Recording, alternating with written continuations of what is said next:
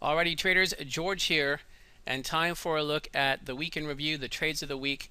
What I'll do to start out with here is I'll show you 4 screenshots from the subscriber series of the videos that you guys saw earlier in the week for these setups, and then I'll show you some snaps and some analysis of what has transpired, which I just did, and then we'll look at the tally sheet here. So let's get right into it. For starters, going into the week, we were looking at this setup for gold. Basically looking to get short a little bit lower than where we were and to take an aggressive long if it could get over this balance beam floor right there with these targets above and below. And then for oil, kind of a similar setup here. Needed to go up a little bit more to get long, a little lower to get short, target array above and below, and it was really at that time a battle of wills here at this particular balance beam. A lot of trading commitment at that lower $50 range. Then for the NASDAQ, we had this setup here. We had already sold off, but we were finding a little bit of support off to the left here. If that gave way again, we'd look to be short with this array below. And if we could finally get out of this bounce here, which we were not doing too well, if we could trade up a little bit higher, we'd look to hit this series to the north there. Then midweek, I sent you the alert for the euro before the Brexit vote. And this was the setup here. It's a little bit condensed here, but this is from the actual video screen, and similar to a lot of these markets, they were all bunched up waiting for something to happen this week. A lot of trading commitment for the euro, and we were stuck basically right in the middle of it all, looking to break a little lower or higher to set up the next sequence here. And here's what's transpired with these trades throughout the week. For starters, let's look at the NASDAQ. That was kind of the dog for the week for us here, and the NASDAQ's actually been a little less consistent in its performance. Some chop, 3 trades in a row getting stopped for full stop losses here, and then a long that went in favor that was stopped for just a couple of points loss, and then resuming that long here that went to target. Then the big breakdown over here where we easily hit target 1. If you happen to be in multi-contract down here, you really picked up quite a bit there. So as it was for the NASDAQ, it was 2 for 6 for 2.5 points, basically break even on that guy. For gold, some really good performance here. This one, the initial short actually went well past target 1, but because of the volatility in the trails, it only picked up $2 for that initial short. Later short again, it lost $1.50.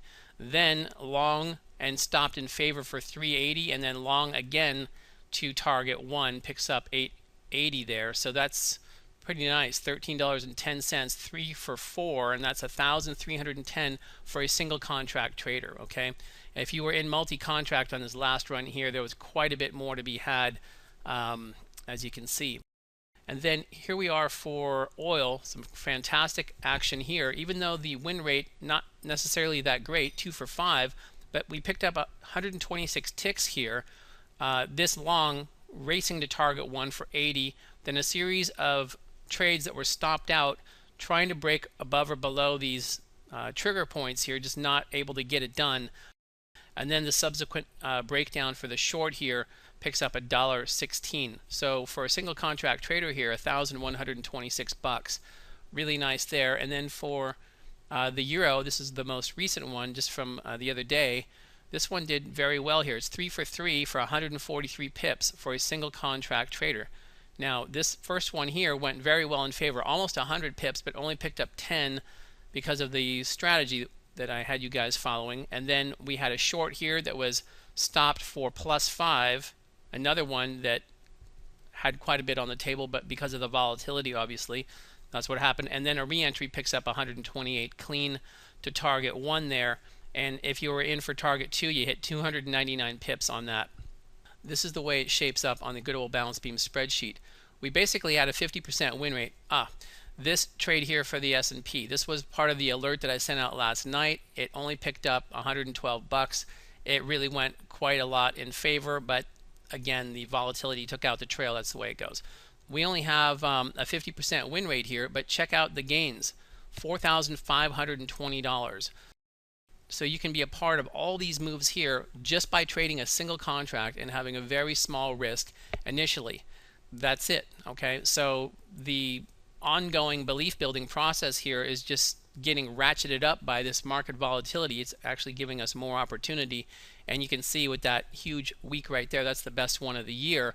Our equity curve for the year for 2016 is over $51,000 right now at 51,399.60. Make sure you're subscribed to get my balance beam trade setups at the beginning of the week as well as my live alerts. Use the link at the bottom of the video to make that happen. And for you traders out there that want to use the chart the way I do to learn the balance beam method that I created, you can do that as well. Use that link. You can sign up to get the balance beam model and go through my mastery program and learn to do exactly what I've done here, ongoing week to week to week. You've seen all these videos. Every week it's the same thing. It's a learned skill and it's easy to do, and the results are there for the taking. All right, gang, so we will be talking a lot more about all this new price action starting in training on Tuesday. So have a fantastic weekend, and we'll see you there.